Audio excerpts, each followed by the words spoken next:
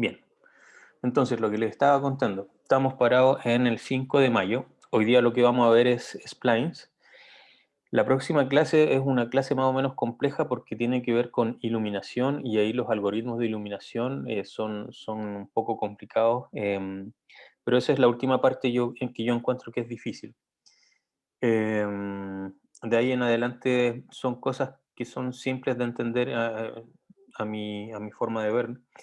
Y por lo tanto, lo que nos quedaría de ahí sería ver un poco sobre el color, la visibilidad, eso sin duda que lo podemos hacer en una sola clase, es decir, que eso lo estaríamos haciendo el miércoles 12, y de ahí el martes 18, que es a la semana siguiente, podríamos ver rápidamente la última pata del curso, que es representación tridimensional y otro tipo de archivos, pero en realidad incluso quizás eso lo podríamos resumir en una sola clase. Profe, ¿Sí? perdón por interrumpir. Es que la semana del 18 es la de vacaciones. Ah, ya, ok. Gracias. Entonces, visibilidad, sí, ok. Miren, lo que podríamos hacer es que la próxima semana podríamos terminar de ver la materia. La semana entonces del lunes 17 es de vacaciones. Y de ahí volvemos el martes 25 o el lunes 24. Bueno, en realidad a nosotros no importa el martes, pero la cosa es que esa semana, la semana del 24 de mayo, ya estaríamos en condiciones de rendir el certamen. Ahí lo que podemos hacer es que esa semana, si quieren, podemos tener una clase en donde yo resuelva consultas o de todas formas yo les voy a dejar certámenes de años anteriores con sus respectivas pautas para que ustedes se puedan entrenar. Pero esa semana nosotros ya podríamos estar en condiciones de tomar el certamen. Así que yo creo que voy a hacer una encuesta en aula para que definamos un día. Y como yo sé que va a ser súper difícil de que en realidad o sea, encontremos un espacio en común, porque no es la idea solamente darles la hora 10 que tiene un módulo de clase hoy en día. Es muy poquito tiempo para hacer un certamen. Eh, entonces yo creo que les podría dejar unas 6 horas para responder el certamen y ahí nos deberíamos poner de acuerdo en algún día. Em, Así que yo creo que ahí voy a elevar una encuesta y la opción que gane, daremos ahí un horario con un espacio de 6 horas para responder. Em, ¿Y cómo se llama? Y ahí estaríamos con la parte teórica. Em, tuc. Quizás lo que podríamos hacer es que, miren, el martes 25 lo dejemos para una clase de preguntas, algo que quieran repasar, etcétera, y que les voy a dar como opción del certamen el 26, 27 o 28, para que terminemos esa semana, digamos, con la evaluación. ¿Cómo lo ven ustedes? ¿Hay algo que quieran comentarme por ahí? ¿Es una semana del Una terror duda, profe. esa? ¿Sí? ¿El certamen va a ser tipo problema? O sea, Claro. que nos va a pasar una hoja o tenemos que estar con Zoom vía cámara a las 6 horas. No, no, no, no. No, ustedes ya están viejos ya, pues no están para esas cosas, ¿cómo se les ocurre? Ya aquí ustedes ya son alumnos avanzados, no voy a andar desconfiando de ustedes, así que yo les voy a pasar un enunciado, se va a abrir, no sé, por decirles algo, a las 4 de la tarde y desde las 4 entonces hasta las 10 de la noche van a tener para responder. Si alguien, ¿cómo se llama?, tiene clase a las 4 y puede comenzar a las 6 recién a trabajar, bueno, tiene hasta las 10. Y si alguien lo termina en una hora o menos, lo envía al tiro y se acabó. Eh, pero no es necesario estar con cámara ni nada por el estilo. Parece perfecto. Así que, no sé, ¿alguien ve algún problema grave con que tomemos el certamen entre el 26, 27 y 28 en función de las votaciones que hagamos en aula? ¿Son días muy recargados para ustedes o no? Profe, yo tengo una duda. O ¿Mm? sea, me parece muy bien la, la propuesta, ¿no? Ujú. Pero solo una pequeña duda. ¿El certamen está pensado para darlo en 2 horas, 3 horas? No, yo diría que hora y media, una cosa así. Ya. Porque claro, para no desechar días que tenga clases, pero igual tenga una ventana de 2 horas para no desechar esos días. Claro. Eh, no, yo creo que en una hora y media ya deberían estar listos. Perfecto. Sí, porque en realidad la dificultad sigue siendo la misma a la que teníamos en el certamen cuando lo tomábamos de forma presencial y eso se hacía en una hora y media. Ahora, por supuesto que hay que sumarle un pequeño delta porque van a tener que escribirlo o a menos que saquen fotos muy buenas, pero o sea, ideal si lo pudieran hacer en un formato digital. Eh, y eso. Así que por eso, teniendo ya un espacio de 6 horas, yo creo que es más que suficiente para contestar el certamen. Y bueno, de todas formas, así lo hicimos el año pasado, que también fue en modo online y no hubo mayores problemas. Eh, ok, entonces lo que vamos a hacer es que en Aula yo voy a levantar una encuesta para ver entre el 26, 27 y 28 qué día prefieren. Y sobre el horario, no sé. No sé cómo definir eso, porque si no, ahí se generan 8.000 millones de alternativas. Em, a ver cómo podemos hacer eso. Ah, miren, les propongo lo siguiente. Hagamos la encuesta en dos partes. Primero, definamos el día. Y una vez que ganó el día, definamos la hora, porque quizás ahí ustedes se van a poder adecuar un poquito más de en qué momento partir la evaluación.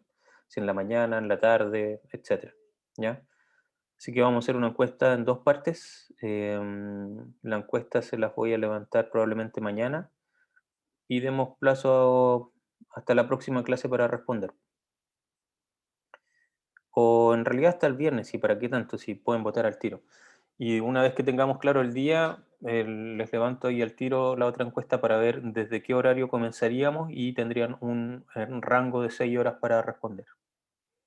Luego el archivo que generen, un PDF, me lo suben a Aula y con eso estaríamos. Y eso implica que la semana del 31 de mayo, es decir, ya partiendo junio básicamente, ya estaríamos en condiciones de presentar papers.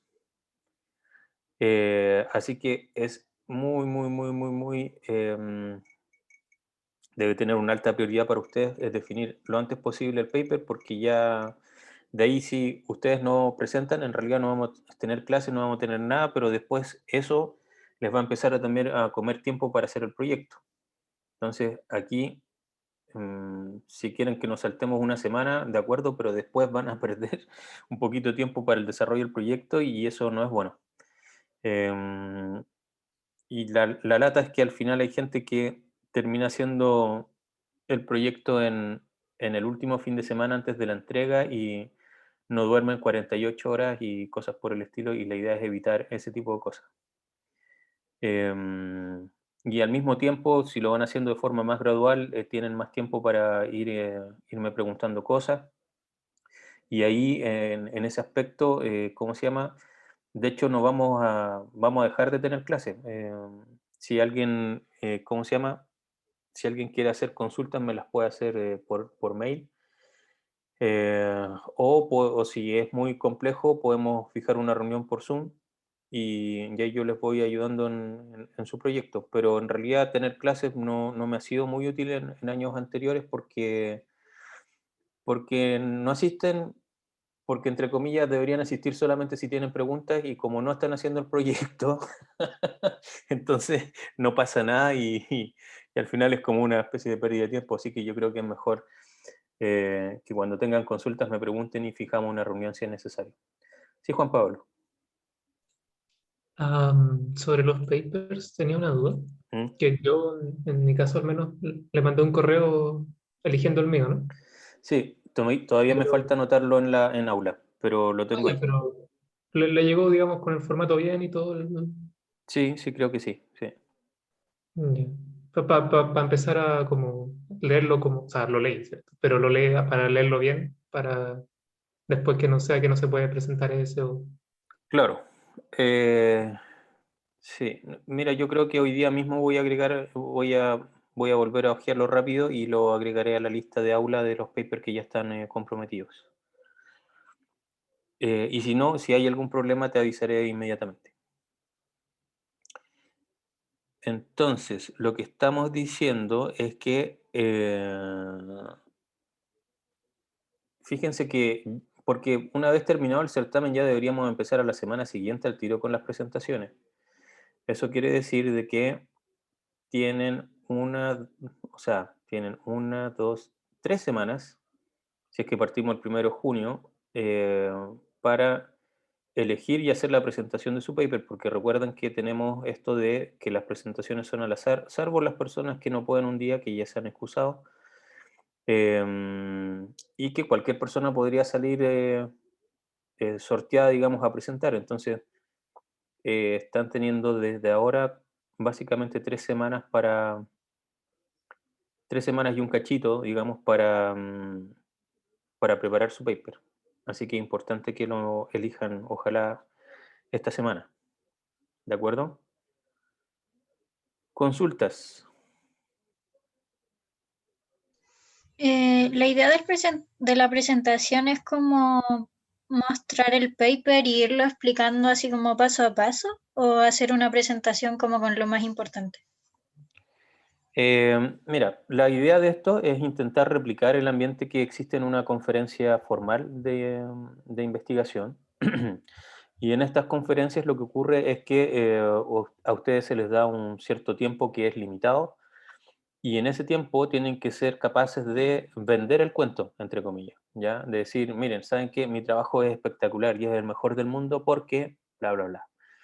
Para eso, entonces, muchas veces lo que es necesario es establecer eh, por qué hay un problema, cuál es el problema, cuál es la solución que yo quiero implementar, por qué esto es lo mejor del universo y todo lo que habían hecho antes toda la otra gente es mucho peor. Y concluir entonces que uno es la mejor persona del mundo. Esa es la idea. Entonces, ahí es importante tener claro, digamos, cuál era el problema a resolver, por qué existía ese problema, tener claro contra quién se comparan, si es que existen comparaciones dentro del artículo. Ahora, generalmente sí lo existen porque tienen que demostrar de alguna forma que están haciendo algo que es mejor que lo que había antes. Salvo en los casos en donde se crea algo realmente nuevo, y eso es aún más difícil que ocurra. Y finalmente la etapa de concluir y decir, sí, efectivamente demostramos que esto tiene mejores resultados que esto otro, etc. Para las presentaciones vamos a dar 15 minutos, ¿ya? De todas formas, igual les voy a subir una rúbrica en donde esto que les acabo de decir en palabras va a estar escrito, digamos que cuáles son los puntos y cuánta evaluación le voy a dar a cada ítem. ¿De acuerdo? Entonces, bien, vamos a la materia de hoy día. Voy entonces a comenzar a compartir. Profe, ¿Sí? ¿en qué semana se supone que parte la presentación? La semana del lunes ¿En 30. qué Pues en semana se realidad, supone que...? el primero de junio comenzaríamos con las presentaciones, que es martes. Ya. Claro, eso sería en o sea, obviamente las presentaciones van a ser en el horario de clase. Vamos a aprovechar las clases para hacer las presentaciones, y si tienen 15 minutos y somos puntuales, a pesar de que igual siempre hay alguien que se pasa, deberíamos ser capaces de tomar 4 presentaciones en una clase. Pero a veces alguien se pasa, etcétera, o hay problemas técnicos y al final alcanzamos a hacer 3 nomás. Pero bueno, eso sería por ahora. Sobre cómo buscar el paper, si quedó grabado en alguna clase, no me acuerdo en cuál clase debe estar, quizás en la inicial. Pero yo les había dejado, creo que links en aula para ir a ver en qué, o sea, dónde tenían que buscar dentro de las conferencias, y tenían que ser papers técnicos que en el fondo, para que se hagan una idea, son artículos que tienen 10 o más páginas. Hay algunos que son incluso más pesados, llegan hasta las 18 páginas, pero son los menos. Ya en función de la cantidad de páginas es lo que es importante.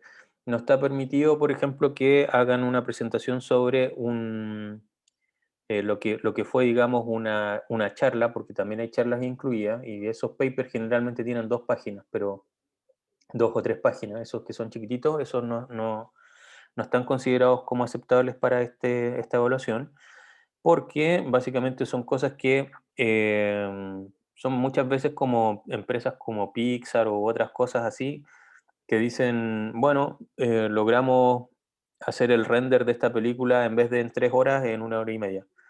Y para eso utilizamos esto y cambiamos la arquitectura, etcétera, pero en el fondo como que no están, desde el punto de vista científico, usando algo nuevo, sino que más bien están reutilizando cosas y haciendo pequeñas optimizaciones, muchas veces incluso en el hardware y cosas así, para disminuir los tiempos, pero eso no es equivalente, digamos, a un artículo que realmente están creando un nuevo algoritmo que tiene que ver con, ¿cómo se llama?, con la forma de generar una iluminación más real o ¿cómo se llama? O algo que está utilizando, por ejemplo, hay varios artículos que tienen que ver con inteligencia artificial para reconocimiento de caras en condiciones bajas de luz, no sé, cuando la luna no está llena, por decirles cualquier cosa.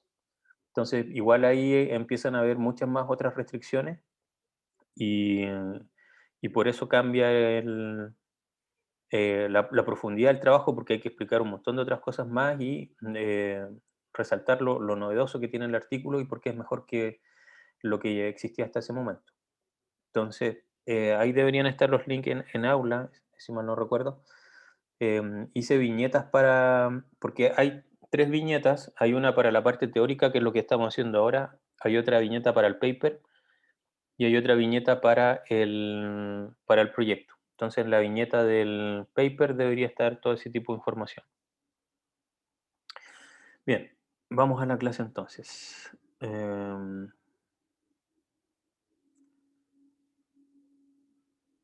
Ya. Entonces, lo que hoy día vamos a ver son las famosas splines. ¿Ya? Nosotros ya hemos estado hablando un poquito sobre mallas geométricas, sobre la forma de discretizar el espacio. Por ejemplo, cuando yo les mostré ese modelo del cerebro, lo que estábamos viendo era una discretización que podía ser súper súper fina, pero sigue siendo bien discreta. ¿A qué me refiero con que sea bien discreta? Que en el fondo yo estoy uniendo cubos, si lo quieren ver así, o hexaedros, con prismas, con pirámides, con tetraedros, digamos, que son elementos que además son lineales. ¿Qué va a significar que un elemento sea lineal? Significa que yo voy a unir 2 vértices por una recta, ¿ya? A pesar de que ya una cara puede que no sea coplanar, pero la unión entre 2 vértices siempre va a ser una recta.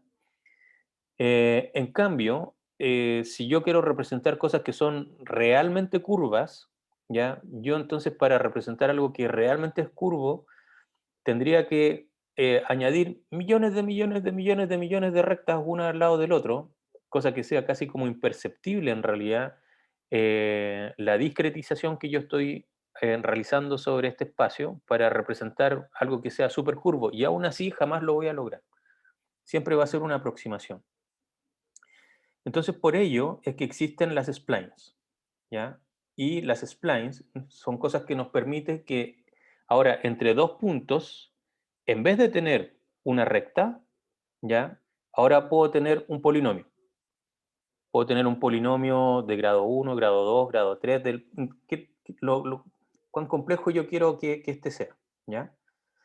Entonces, aquí, si se dan cuenta, aquí se está viendo las dos cosas al mismo tiempo. Aquí yo veo la malla que está discreta y por eso cada cara como que tiene un color, ¿sí? Pero aquí yo estoy utilizando elementos más grandes que tienen una cierta curvatura, ¿ya?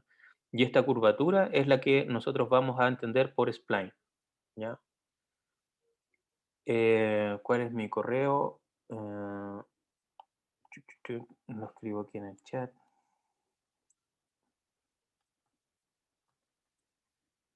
Ahí está. Y también el otro. Ambos me llegan a la misma casilla. También aquí en este otro ejemplo, si se dan cuenta, lo que está ocurriendo es que para representar, por ejemplo, aquí el labio, estoy teniendo un montón de elementos que serían lineales, pero los puedo representar con un elemento que es mucho más grande, ¿ya? Que es todo ese espacio ya me representa súper bien eso, pero esto no es gratis, obviamente. ¿Dónde estoy pagando? Estoy pagando porque ahora la unión entre dos vértices es un polinomio, ¿ya? Y antes era una recta, es mucho más simple para el computador entender eso, y al pasarnos a un polinomio podemos representar mucho mejor la curvatura, pero eso se traslada a que sea un costo mayor de procesar para el computador. Entonces vamos a ver varios modelos de cómo realizar esto porque no hay una única forma de ver las splines. Y vamos entonces a recordar, digamos, algunas cosas como teníamos la función, ¿cierto? Explícitamente y en función de f de x, implícitamente f de x, y es igual a 0 y la forma que se suele utilizar en computación gráfica que es la paramétrica, ¿ya?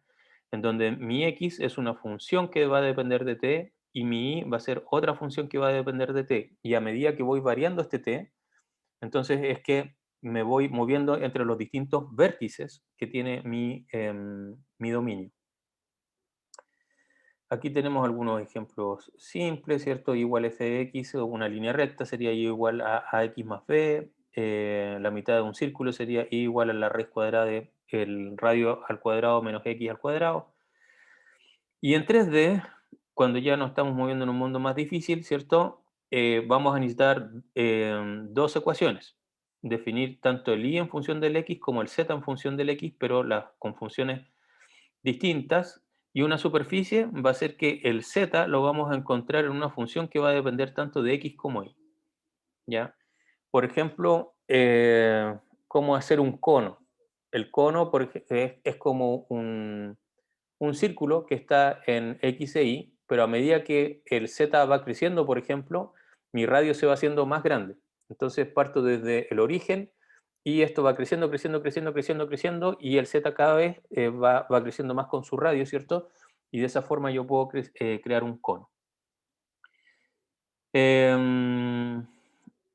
Ok, siguiendo con la representación implícita, entonces una línea va a ser de ese estilo, un círculo, estos son x al cuadrado y al cuadrado menos r al cuadrado, ¿cierto? Les recuerdo que lamentablemente este PDF está súper mal escrito y por eso mi esfuerzo de intentar mejorarlo cada vez más, pero me pilla la máquina siempre.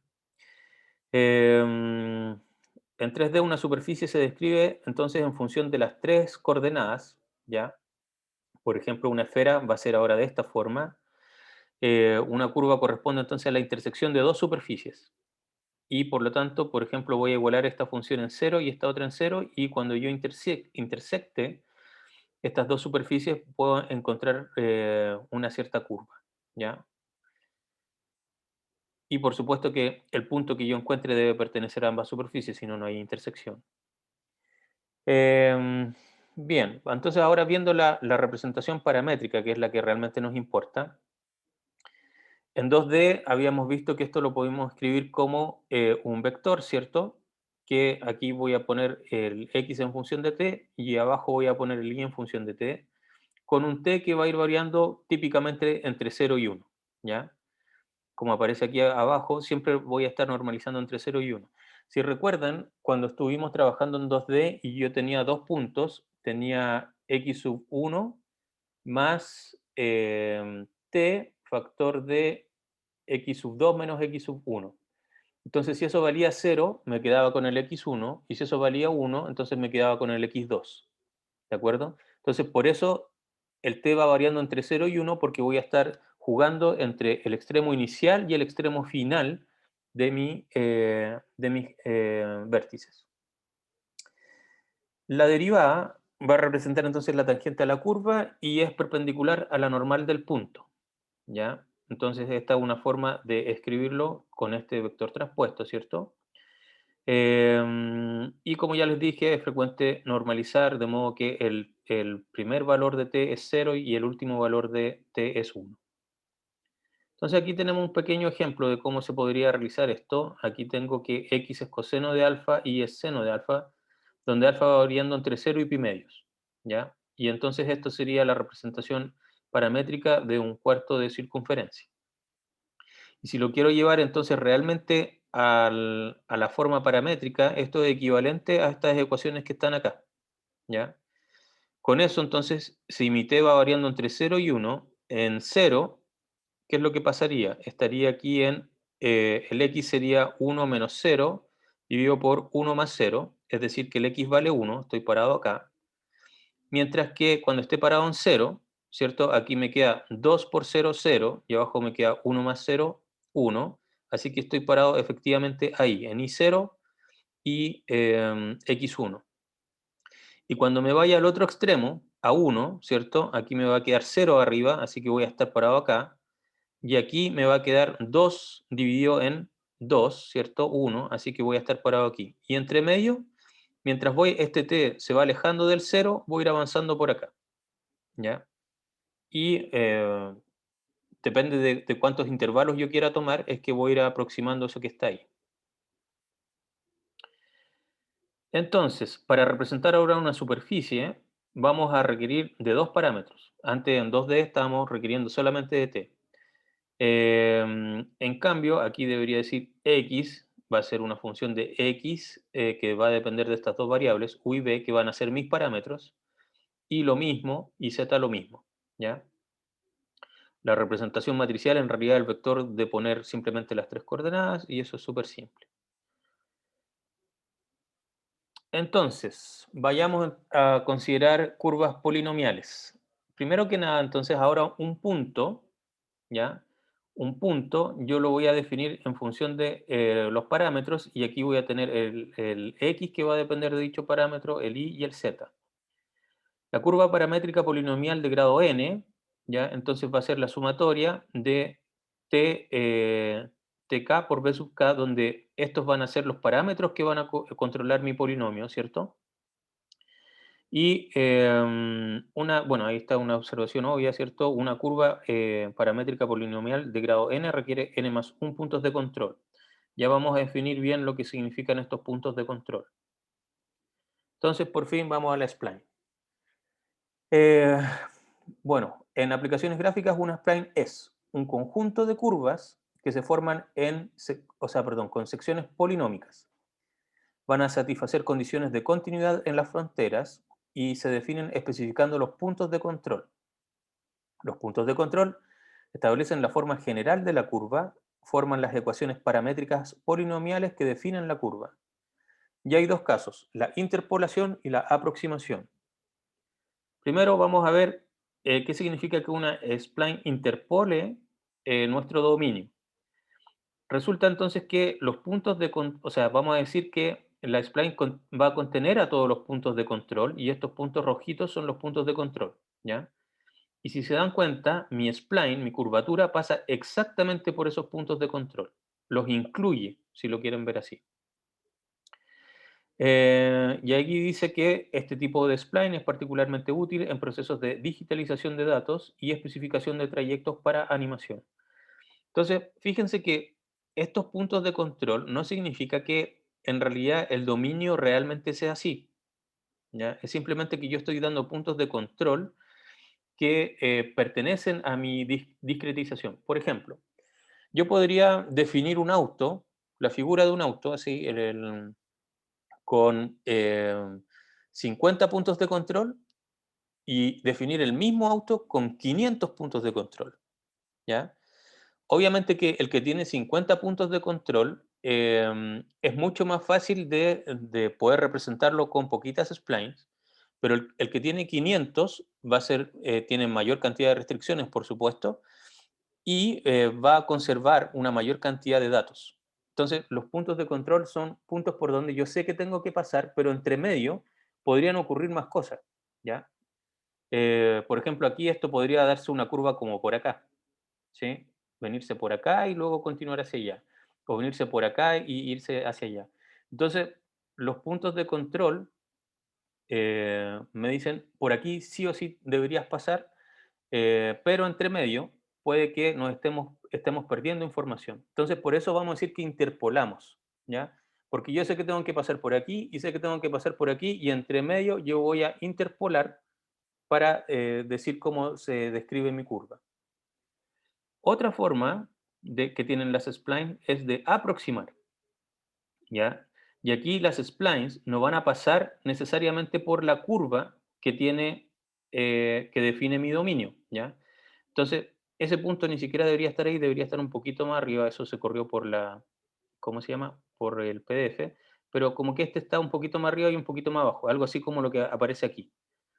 Y entonces yo voy a tener puntos de control que no están sobre la spline, pero por supuesto que si yo corriera estos puntos de control, se va a mover mi spline, se va a mover mi curvatura. Y la idea es representar esto, ojalá, de la forma más precisa posible, ¿ya? Y este tipo de curvas es usada entonces en herramientas de diseño para estructurar superficies de objetos. Aquí hay una pregunta. Profe, aquí se usan las splines lineales, cuadráticas, cúbicas, dependiendo de cómo los puntos describen la curva. Claro. A ver, en general nosotros vamos a utilizar, o sea, lo que se utiliza corrientemente son splines cúbicas, ¿ya? Si necesitáramos de splines lineales, en realidad no necesitamos spline. Trabajamos con las mallas originales nomás, porque necesitamos que entre dos puntos se unan con una recta. Entonces, como les dije originalmente, las splines vienen a resolver problemas cuando tenemos dominios que son curvos y queremos representar eso con pocos puntos, con pocos elementos. Justamente, muy bien Alonso, vamos a ir a las curvas de Bézier. Entonces, antes de entrar a cada una de las distintas splines, tenemos que hablar sobre continuidad. Primero vamos a hablar sobre la continuidad paramétrica. Una spline está compuesta por varias partes de polinomios cúbicos, ¿ya? Y por eso hablamos siempre de lo que les acabo de decir, de que vamos a utilizar siempre polinomios cúbicos acá. La suavidad de una superficie puede especificarse imponiendo condiciones de continuidad entre secciones. Por ejemplo, vamos a hablar de la continuidad paramétrica y de la continuidad geométrica. Entonces aquí en la continuidad paramétrica exige que las derivadas de grado, perdón, aquí, que las derivadas de grado n de las secciones polinomiales coincidan, y la continuidad geométrica exige además que la dirección y sentido de estas derivadas coincidan. Entonces la continuidad geométrica es más fuerte que la paramétrica. ¿Qué significaría tener continuidad cero? Significa que el punto del final de una curva coincide con el inicio del otro, ¿ya? Del otro segmento. La continuidad de primer orden significa entonces que el punto de intersección, la primera derivada es la misma. Y la continuidad de segundo orden, entonces la segunda derivada, la curvatura, es el punto de intersección. En el punto de intersección es la misma para ambas secciones de la curva. Y por supuesto que en ese caso la primera también debería serlo.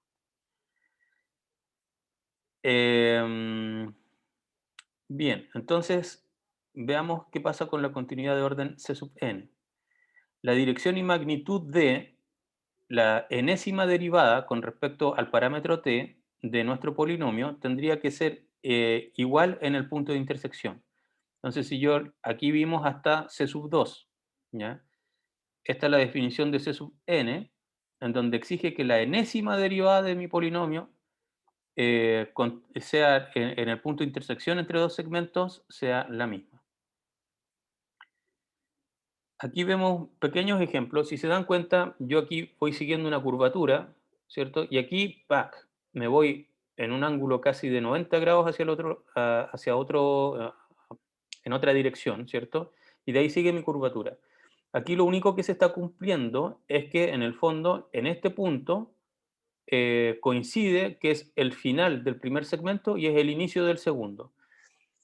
¿Cuándo no se cumpliría la continuidad paramétrica de orden 0? Cuando yo tengo elementos que se separan. Por ejemplo, si yo estoy analizando una superficie, y esto ocurre mucho cuando hay análisis de fractura, fractura de terreno, fractura de cualquier cosa. Entonces, si se dan cuenta, lo que ocurre ahí es que yo tengo mi dominio así y de pronto se abre. Entonces, este punto, que debería conectarse con este otro punto, ¿ya? Lo que ocurre es que ya se perdió la continuidad 0. Y por lo tanto, ahí ya me enfrento a otro tipo de problemas. Ahí puedo tener, entre comillas, hoyos en mis mallas. Ya cuando cumplo la continuidad 0, entonces significa que tengo algo que está todo bien conectado, no hay discontinuidad, digamos, en espacios entre medio. Ya cuando tengo continuidad de primer orden, significa que la primera derivada aquí se está cumpliendo y son iguales en ambos sentidos. Pero de aquí yo me puedo dar una vuelta, solamente que en el punto estábamos bien, y de aquí me puedo dar una vuelta en un sentido y para el otro segmento darme una vuelta en el otro sentido sin que no tenga ninguna relación con la anterior. Y ya cuando tenemos continuidad de segundo orden, entonces aquí esto tiene que tener un completo sentido entre la curvatura. Ya no puedo que esto venga aquí y de aquí drásticamente cambie de dirección, aunque igual sea hacia abajo, ya eso tiene que tener, digamos, una dirección que sea correcta para que la segunda derivada sea igual en ambos puntos. La geométrica, que es más difícil. Entonces, 0 es igual que la continuidad paramétrica 0, simplemente exige que estén conectados. En el primer orden, primero tangente, la primera derivada es la misma en el punto de intersección en ambas secciones de la curva, y aquí viene la restricción más fuerte, la dirección del vector tangente es la misma en ambas secciones de la curva. Y finalmente, la magnitud sí puede diferir todavía. Ahora, en el orden 2, que implica curvatura, la segunda derivada paramétrica es la misma en ambas secciones, la primera derivada también debe serlo. Entonces, volviendo a nuestra representación paramétrica, dijimos que x de t, y los íbamos a manejar con un parámetro, ¿cierto? Pero íbamos a estar siempre hablando de polinomios de grado 3. Así que por ello es que ahora este x de t es un polinomio de grado 3 como se representa aquí, en donde estos son valores constantes y el t es con el que yo voy jugando, que va a ir variando entre 0 y 1, y con todo este polinomio voy a poder establecer mi coordenada x. Con todo este otro polinomio voy a poder establecer mi coordenada y, y con todo este otro polinomio voy a poder establecer mi coordenada z, ¿ya? Donde t, como ya les dije, tiene que ir variando entre 0 y 1. Metámonos entonces con Bézier, que es la primera de las splines que se ve. Un polinomio de Bézier se va a poder representar entonces de esta forma. Va a ser la sumatoria de k igual 0 hasta n de P sub k por B sub k, n de t, donde este P sub k, ¿cierto?, corresponde a los puntos de control. Voy a tener puntos de control que van a tener sus coordenadas x, y y z, ¿ya? Y este B sub k, n de t se va a definir como c en función de n, k por el parámetro k décimo y 1 menos t elevado a n menos k, en donde este parámetro de aquí va a representar los coeficientes binominales, ¿cierto?, que se definen así, que es n factorial dividido por k factorial sobre n menos k. Esa rayita de ahí está corrida, debería estar acá. ¿Cómo se llama? Aquí, la doble sumatoria, sí creo que ese es un error del PDF, porque en realidad tú estás jugando desde un k igual 0 hasta n, y ese n es constante y es el k el que vas iterando. Así que la otra sumatoria no tendría sentido hacer una sumatoria de, ¿cómo se llama?, del otro valor. Y el t va jugando siempre entre 0 y 1, entonces aquí tú estás definiendo para un punto en función de ese parámetro. Ahora, si nosotros lo quisiéramos llevar a nuestras maravillosas matrices, que es lo que se hace en la computación gráfica, Si quisiéramos usar, por ejemplo, 4 puntos de control, P sub i, el polinomio de Bézier va a estar descrito por esta forma, en donde P sub 0 hasta P sub 3 son puntos de control. Así que mi punto, en función de este parámetro, voy a aproximarlo en función de P sub 0, perdón, por 1 menos t al cubo. Si este t vale 1, por ejemplo, entonces eso quiere decir que P sub 0 murió, ¿cierto? Aquí, si t también sigue valiendo 1, este también murió. Si t sigue valiendo 1, este también murió. Así que en realidad cuando me quedé con 1, estoy parado en el punto final, ¿cierto? Mientras que si t vale 0, lo que va a ocurrir aquí es que esto va a ser 1. Aquí es P sub 1 por 3t, pero t vale 0, así que este murió. T cuadrado 0, murió. T al cubo 0, murió. Entonces me quedé con P sub 0. Y entre medio, entonces voy a ir jugando con estos 4 puntos para ir aproximando todo lo que es la curvatura en función de estos 4 puntos. Si yo lo quiero representar entonces con una matriz, esa matriz es esta que está aquí, ¿ya? En donde la voy a premultiplicar por el vector t de parámetros, t al cubo, t al cuadrado, t a la 0, que es 1. Esta matriz siempre va a tener esos valores constantes para desarrollar esos polinomios, ¿cierto? Y P sub 0, P sub 1, P sub 2 y P sub 3 son los puntos de control que yo voy a tener. ¿Cómo se ve entonces una curva de Bézier? Se ve de esta forma, ¿ya? Fíjense que aquí P sub 0 y P sub 3 van a ser mis puntos iniciales y finales. Y P sub 1 y P sub 2 van a ser puntos que yo voy a poder desplazar y en función de cómo yo los desplace es que esta curva se va a transformar. Si se dan cuenta, aquí P sub 0 y P sub 3 siguen en la misma posición, pero P sub 1 llegué y lo arrastré hacia abajo, ¿ya? Entonces eso cambió completamente mi curvatura y P sub 2 se quedó probablemente en el mismo lugar. Entonces yo ahora, en función de dónde esté P sub 1 y P sub 2, es que puede cambiar completamente la forma en que se establece mi dominio, ¿ya? Y esta es entonces la primera spline que nosotros vemos. Vemos que tenemos un punto inicial, un punto final, y luego tenemos, en este caso, estamos trabajando con 2 puntos de control que lo que van a hacer entonces es que en función de cómo yo los desplace, es cómo se va a plantear mi curvatura. Y esto que acabamos de hacer es para un segmento de mi dominio, ¿ya? Si yo quisiera añadir otro segmento, por ejemplo aquí, entonces tengo que añadir más puntos de control. Pero fíjense lo que va a pasar. Para el segundo segmento, yo por supuesto que si esto cumple continuidad G1, ¿ya? Entonces el punto final del primer segmento tiene que ser igual al punto inicial del segundo segmento. Así que este segundo segmento parte efectivamente en P sub 3 y va a terminar en P sub 6. Y debo agregar P sub 4 y P sub 5 que, en función de cómo yo los ponga aquí, van a modificar la forma que tiene la curvatura. Si P sub 4 yo lo hubiese puesto aquí arriba, entonces aquí me hubiese quedado como una especie de M, ¿ya? Y ahí estaría satisfaciendo solamente G0 y C0, perdón, ¿ya? ¿Por qué? Porque tengo continuidad que comparten el mismo punto. El final de uno es el inicio de la siguiente. Pero la primera derivada, por supuesto que ya no es igual en ambos casos. Cambio aquí, aquí en este ejemplo, bueno, lo que dice ahí es que sí se está satisfaciendo G1, así que se está cumpliendo que, si volvemos a G1, habíamos dicho entonces que la primera derivada es la misma en el punto y la dirección del vector tangente también es la misma. En magnitud pueden diferir.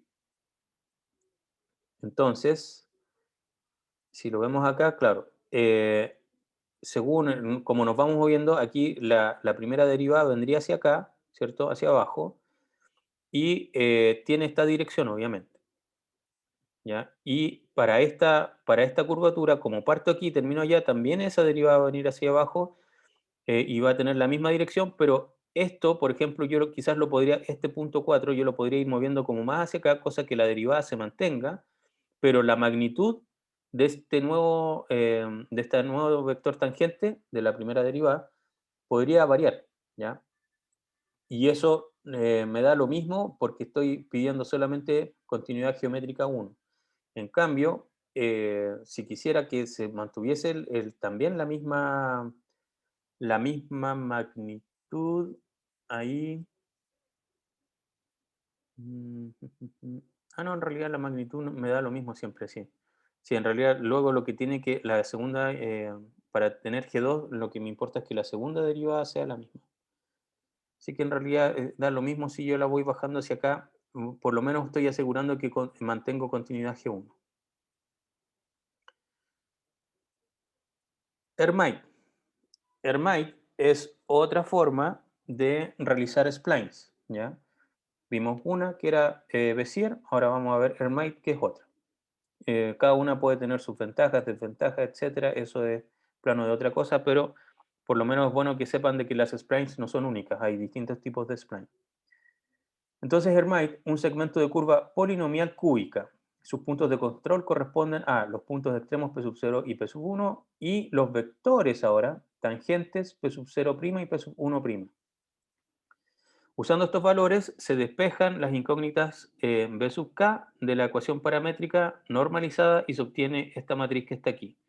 Entonces, recordemos que aquí voy a tener P sub 0 y P sub 1, punto inicial, punto final, derivada en el punto inicial y derivada en el punto final, ¿ya?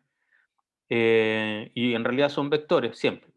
Luego, esta es la matriz que hace que estos polinomios se puedan construir. Y aquí nuevamente tengo mi vector paramétrico, ¿cierto? Que es t al cubo, t al cuadrado, t y t a la 0, que es 1.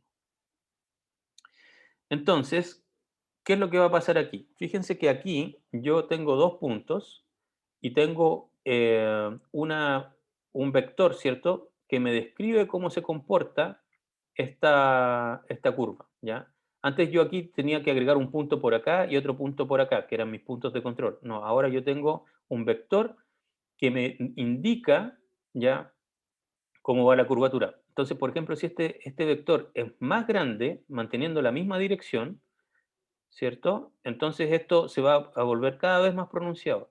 Mientras que si este vector tiene una magnitud más chiquitita, entonces va a influir menos en la curva y no me voy a venir aquí abajo. Y aquí este está apuntando completamente hacia abajo.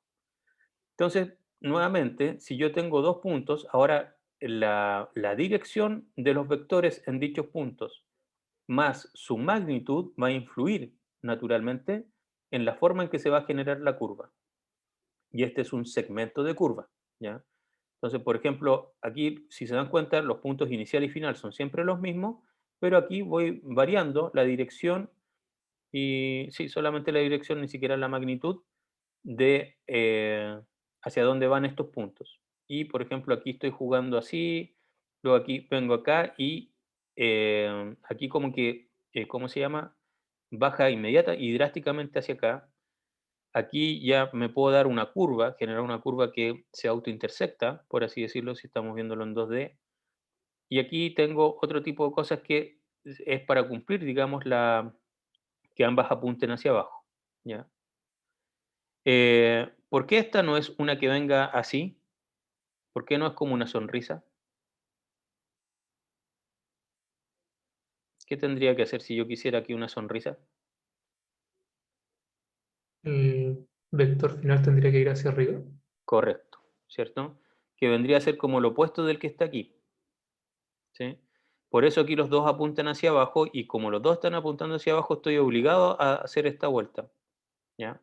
Porque tengo que tener continuidad entre estos dos puntos, ¿sí? Bien, qué bueno que todavía están ahí, están despiertos. Entonces, esa es la forma en que se comporta Hermite. Aquí vemos algunos ejemplos, ¿cierto?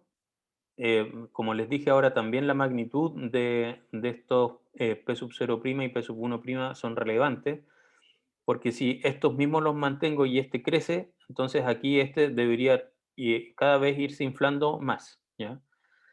Y cuando nosotros entonces conectamos estas splines, que son polinomios de grado 3, ¿cierto?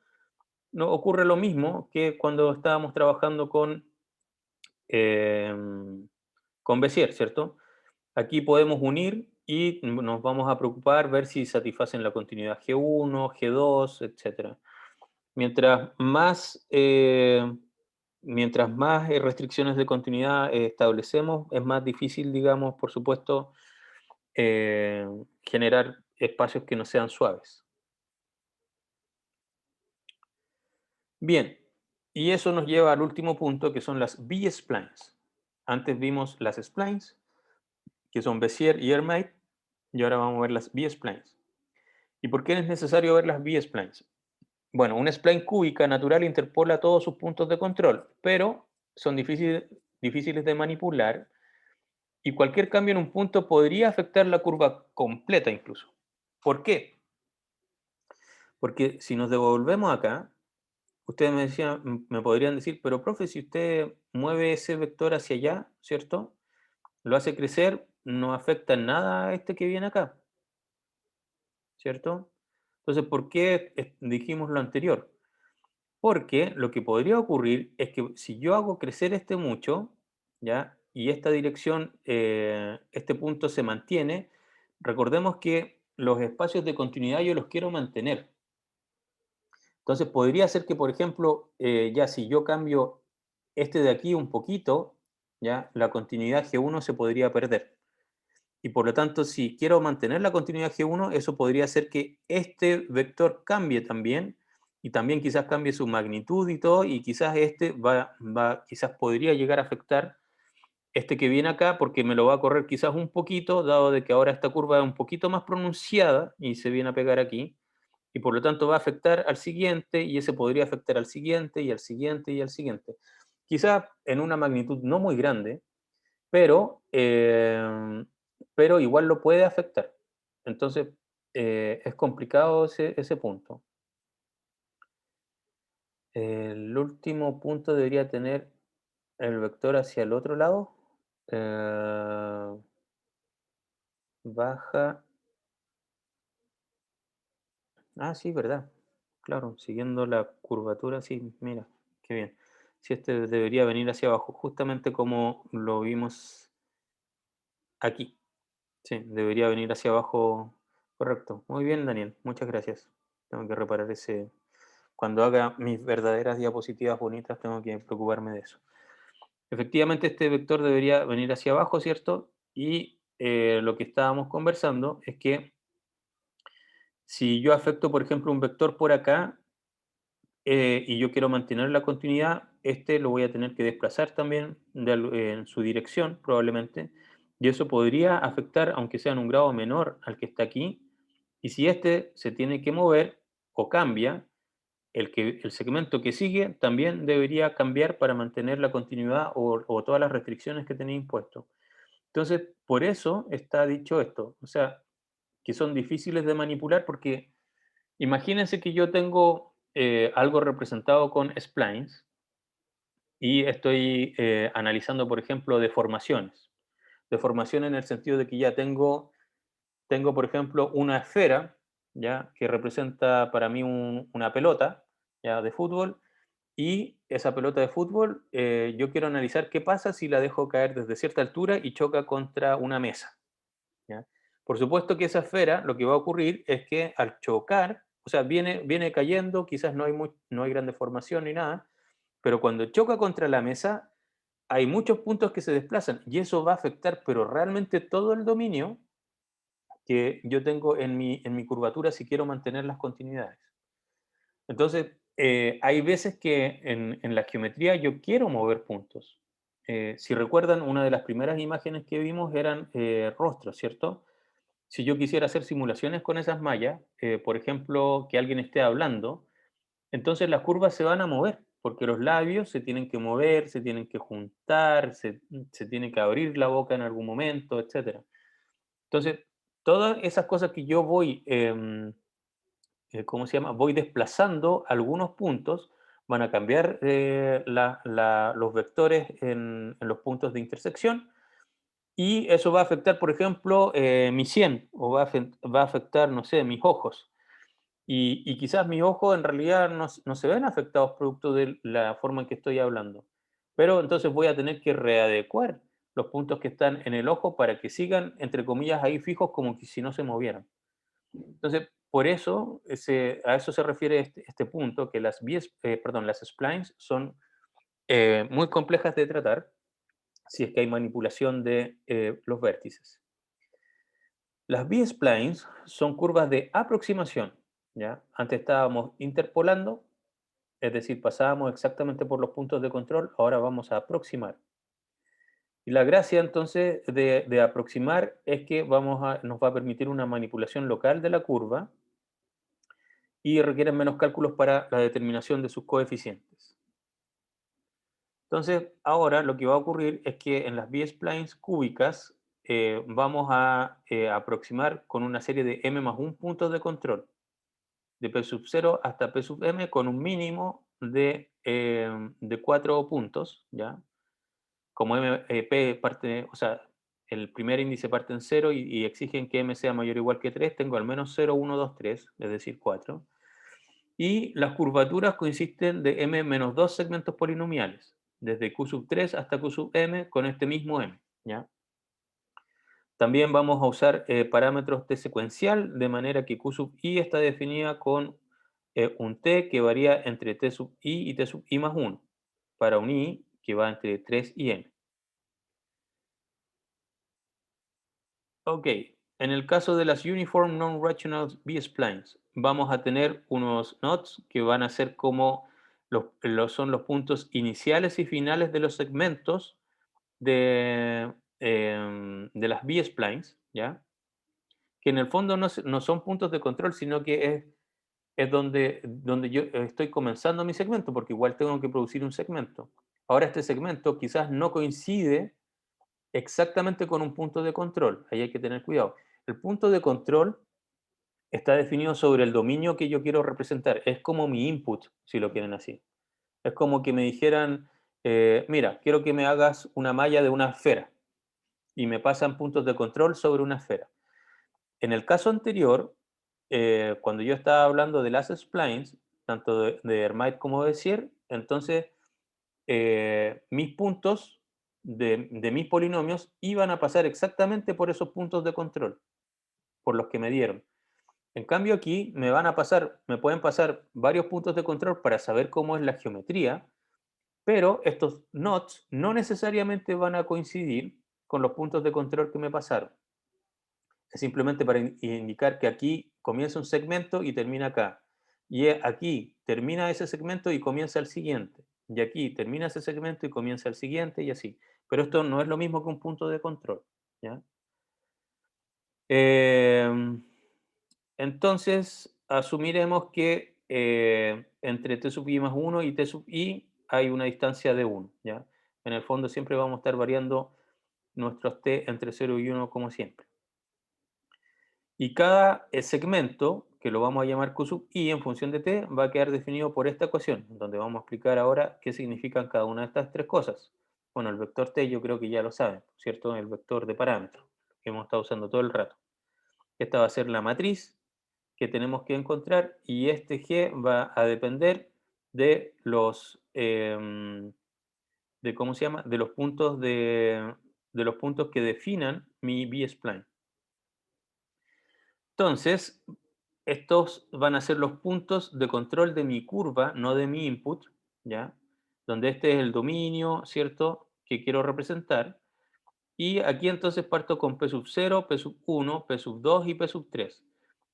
Q sub 3, ¿ya?, va a ser mi primera curvatura, mi primer polinomio, ¿ya?, que es una B-spline, que va a iniciar en el node K sub 3 y va a terminar en el node K sub 4.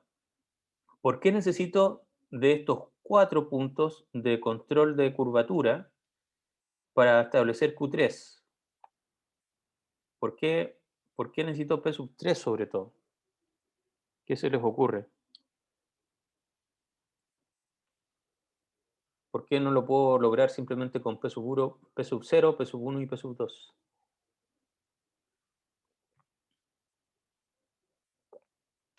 Porque si no estuviera P sub 3, iría como horizontalmente hacia P sub 4. Iría horizontalmente hacia P sub 4. Ah, ya, ok. O sea, ya, entiendo eso, pero en realidad lo que estoy diciendo es que Q sub 3, que es el polinomio que voy a utilizar para representar esta sección del dominio, va a requerir de P sub 0, P sub 1, P sub 2 y P sub 3. Entonces, la pregunta es por qué requiere de P sub 3 que está ahí abajo, si en realidad aquí ya visualmente una persona podría decir, profe, con P sub 0, P sub 1 y P sub 2 le basta, ¿para qué quiere otro más? ¿Por qué P sub 3 puede afectar a Q sub 3? Esa es otra forma de plantear la pregunta.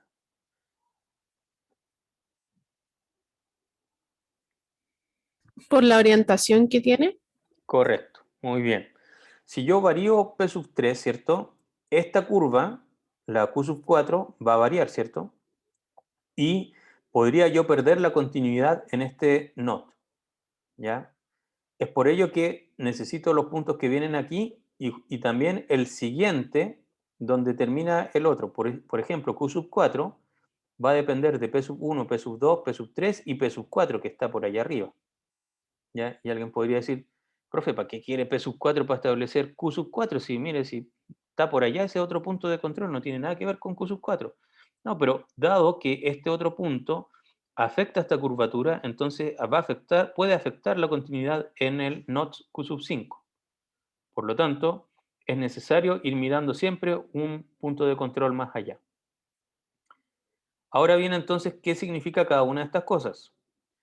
T sub i van a ser nuestros parámetros en función de i, mientras ¿por qué hablo de T sub i? Porque estoy hablando de Q sub i. Entonces, fíjense que aquí tenía Q sub 3, Q sub 4, Q sub 5, ese es el i que va variando. Y por eso mis t también van a ir variando en función de eso. La matriz que va a representar mi transformación polinomial es esa que está ahí, se ve súper fea, pero bueno, por lo menos está ordenada, es un sexto de todos esos valores que está ahí. Podría multiplicar cada una de esas cosas, pero tendría que escribir menos un sexto, 3 sextos, menos 3 sextos, etcétera. Por eso se escribe así, para que se vea más clara. Y G de sub BSI, ahí están los 4 puntos de control que yo les estaba mencionando antes. Es decir, que para Q sub 3, ¿cierto? Yo debería depender de P sub 0, P sub 1, P sub 2, P sub 3. ¿Ya? Y es justamente que ahora lo que yo voy a exigir es que entre Q sub i y Q sub i más 1 tienen que satisfacer continuidad 0, 1 y 2 en el NOT que los une. ¿Ya? Entonces esto logra una representación que tiene que ser mucho más suave y tiene que respetar hasta la segunda derivada de mi espacio. Y entonces así voy a poder representar efectivamente todo este dominio. Aquí tengo curvas que vienen a estar súper bien complementadas, ¿cierto? Y se observa la suavidad que tienen que tener. Cuando tengo un cambio de dirección muy drástico, entonces voy a tener que tener segmentos muy pequeños, uno al lado del otro, ¿ya? Pero si hay espacios donde no hay gran modificación, entonces me puedo lanzar a la vida y seguir representar todo eso con muy pocos puntos de control, porque en realidad no son necesarios agregar tanto en ese espacio. Preguntas.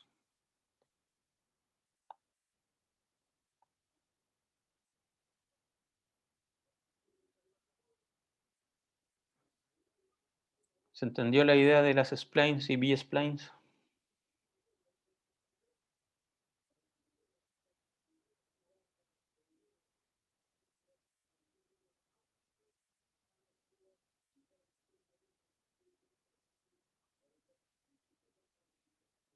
Ya.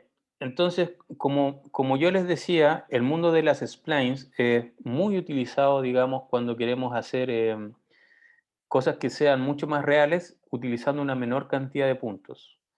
Ahora bien, hay que tener cuidado, sobre todo en el mundo de la mecánica computacional, que cuando nosotros utilizamos splines o B-splines, los, los cálculos numéricos se vuelven mucho, mucho más pesados, obviamente, porque antes estábamos trabajando con rectas y ahora estamos trabajando con curvas, entonces eso es más difícil de analizar.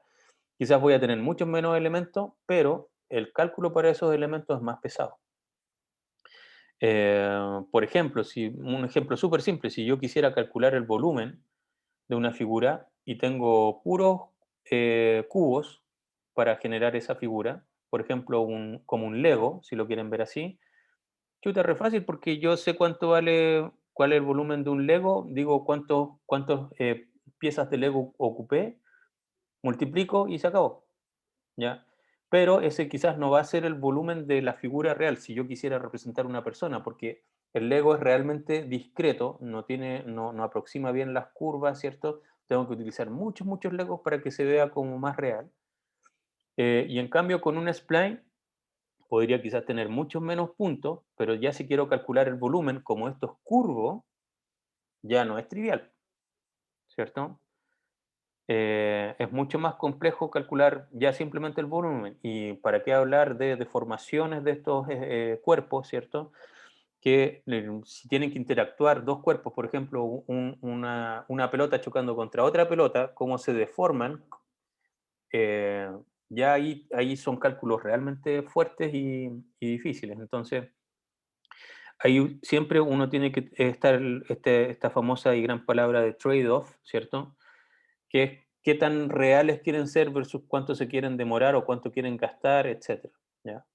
Entonces, muchas veces en la mecánica se opta por hacer modelos simples para más o menos conocer a grandes rasgos el comportamiento y luego, mientras va avanzando, va diciendo ya, ok, ya, estoy más o menos claro que por aquí va la cosa, entonces ya, ahora sí voy a apostar y voy a hacer una simulación que es más pesada utilizando ahora B-splines, por decirle algo. Y ya tienen una noción de hacia dónde va, entonces lo que van a obtener al transformar el problema a utilizar B-splines es que ahora sí van a obtener una solución mucho más precisa, mucho más exacta, que les va a tomar mucho más tiempo probablemente, pero por lo menos ya tenían una intuición. Es como esto de predecir el tiempo, ¿ya? Suponía que ayer iba a haber tormentas eléctricas en la noche y no ocurrió. Entonces, quizás utilizaron un modelo grueso, uno de Legos, ¿ya? Y dijeron, sí, es bien probable que con mis Legos yo determine que va a haber tormenta eléctrica aquí en Santiago. Y no pasó nada. Se les olvidó pasar a las B-splines, que son mucho más exactas, que probablemente hubiesen sido capaces de predecir que no iban a haber tormentas eléctricas un minuto antes de que dijeran que no iban a haber tormentas eléctricas, así que en el fondo era casi obvio que no había mucho que hacer ahí con respecto al tiempo. Bien, entonces ahora voy a meterme a Aula para ver que tienen toda la información disponible sobre los papers. Les recuerdo que busquen sus papers lo antes posible. También voy a habilitar esto de la encuesta para que ya ojalá pronto sepamos cuál va a ser el día de la evaluación. Y eso, nos vemos entonces la próxima semana, el martes, que vamos a ver una materia que tiene que ver con iluminación, que quizás es una de las cosas más difíciles del curso, pero es necesario que igual la sepan, y de ahí ya el miércoles ya terminamos de ver el resto porque es mucho más fácil. Así que eso. Bueno, que estén muy bien, cuídense, que tengan una buena semana y nos estamos viendo la próxima.